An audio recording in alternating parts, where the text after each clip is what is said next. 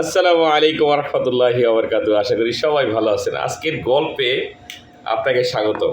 আজকে গল্প নয়, বেসিক্যালি জামাই এবং বউর মধ্যে যখন রাগারাগি হয়, বউ চায় সম্পর্ক ভালো করে নেওয়ার জন্য। তার প্রেক্ষিতে জামাই এবং বউয়ের মধ্যে যে কথোপকথন হয়, সেই কথোপকথনের কিছু অংশ। সকালবেলা জামাইয়ের সাথে বউয়ের সাথে ঝগড়া হয়েছে।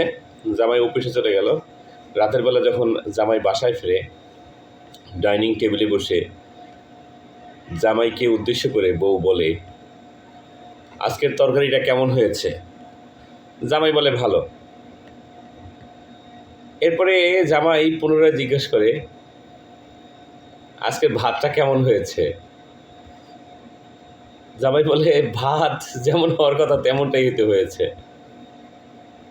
কথার না বাড়াতে পেরে বউ পুনরায় জিজ্ঞেস করলো, পানিটা কেমন লাগে?